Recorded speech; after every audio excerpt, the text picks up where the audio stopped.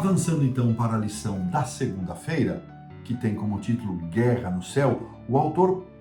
deixa de lado um pouquinho aqui os eventos do livro de Josué para mostrar para nós e entrar numa outra área de análise que vão nos subsidiar e vão nos dar compreensão às respostas levantadas ali na lição do sábado à tarde. Como é que nós harmonizamos um Deus de amor, um Deus de misericórdia e bondade com um Deus guerreiro, um Deus que ordena a morte daquelas nações e um Deus que se apresenta como guerreiro e ele mesmo vai à frente, se apresenta como o comandante e o príncipe do exército do Senhor. Vamos então buscar essas respostas, começando aqui na lição da segunda-feira. E o autor traz para nós a recordação dos eventos de Isaías 14 e de Ezequiel 28, que nos lembram a primeira guerra, a guerra no céu. E aqui o autor vai justificar mais uma vez que Isaías e Ezequiel se referem à origem desse conflito, embora alguns estudiosos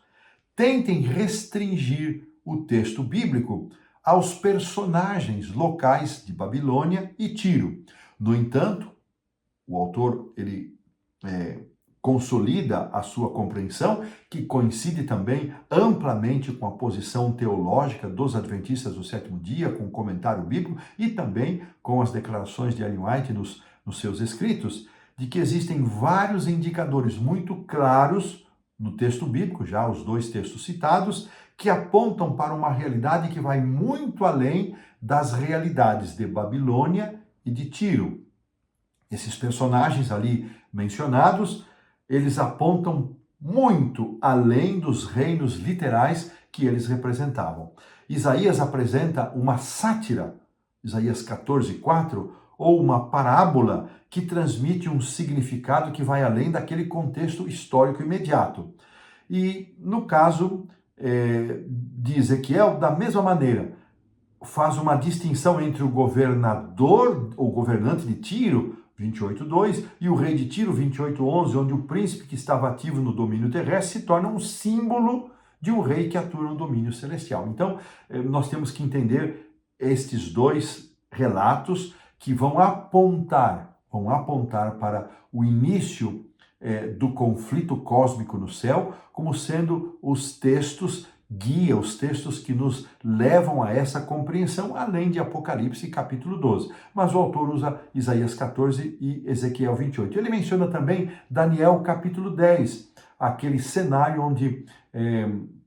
Gabriel diz que estava em luta com o rei da Pérsia, que estava sendo acossado por Satanás para restringir o retorno do povo de Deus e a reconstrução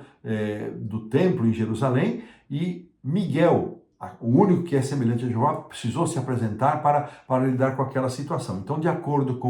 com esse texto de Daniel, esses seres celestiais rebeldes, eles estavam tentando impedir o cumprimento dos propósitos de Deus na terra. É à luz dessa conexão, irmãos, entre o céu e a terra, que nós precisamos entender as guerras de Israel ordenadas por Deus. Então, o autor está propondo que a única maneira segura de nós entendermos esta atuação de um Deus guerreiro, destas guerras de Israel contra aquelas nações, é se nós colocarmos isso num ambiente maior, que é o ambiente do grande conflito entre o bem e o mal. Então, é desta maneira que nós iremos seguir e acompanhar o raciocínio do autor, e desta maneira colocamos assim um ponto final na lição da segunda-feira.